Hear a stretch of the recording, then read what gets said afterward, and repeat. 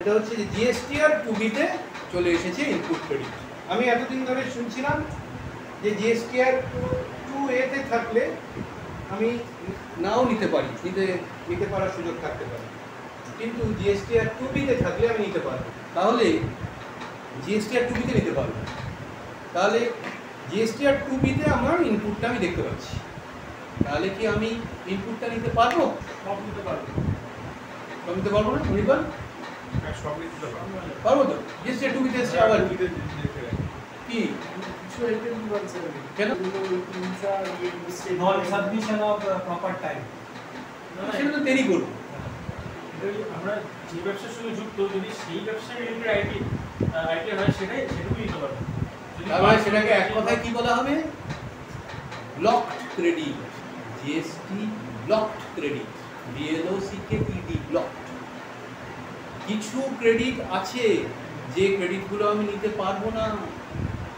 কেন না? GST act সেগুলোকে ব্লক করে রেখে দিয়েছে। উদাহরণ, ওই যে পার্সোনাল কাজে আইফোন কিনলাম, ফোন কিনলাম, সেটা আমি বিলের সঙ্গে অ্যাডজাস্ট করলাম, মানে ওই আইটি নিচ্ছি ব্যবসার জন্য আমি ফোন কিনেছি, পার্সোনালি ফোন কিনেছি, সেটা আইটি নিতে পারবো না। তার জন্য গভর্নমেন্টকে অ্যাক্ট বানাতে হবে। তুমি পার্সোনাল কাজে ফোন কিনেছো, ব্যবসা নিতে পারবে কি পারবে না কিনা সেজন্য অ্যাক্ট বানাতে হবে না, মানে যদি সেই যে ব্যবসা করছি সেই ব্যবসাটা আইটি যদি হয়, সেই রিলেটেড আইটি যদি হয় তাহলে না, ওভাবে বলতে হবে। তোমার একদম স্পেসিফিক্যালি এক্সাম্পল দিয়ে বলতে হবে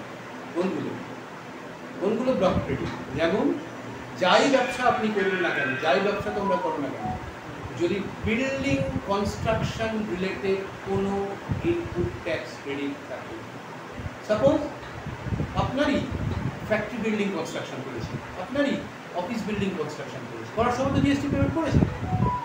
এবারে যারা কোম্পানি জিএসটি নাম্বার চেয়েছিল তারা বিলেতে মেনশন করে দিয়েছে, যারা জিএসটিআর 1-এ ফাইল করে দিয়েছে, আমি জিএসটিআর 2-তে দেখতে পাচ্ছি, কিন্তু এগুলো হচ্ছে ব্লকড ক্রেডিট, এগুলো নিতে পারবে না।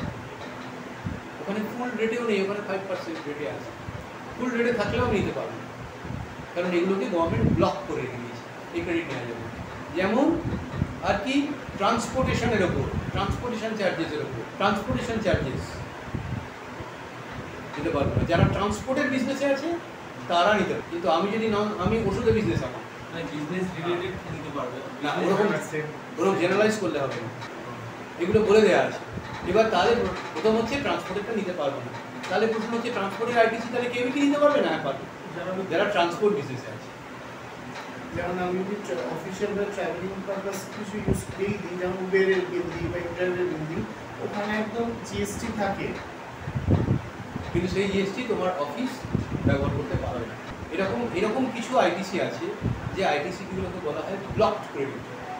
একটা গাড়ি কিনেছো তোমরা, কোম্পানির একটা গাড়ি কিনেছি, তো গাড়ি কেনার ওপর যে জিএসটিটা আছে সেই জিএসটিটা ব্যবহার করা যাবে কি যাবে, ওটা তোমার ফিক্সড অ্যাসেট হিসেবে যদি হয়ও, তাহলেও আমি দেখেছি এটা ডিপার্টমেন্টাল অডিটে আটকে দেয়, নিতে পারবে।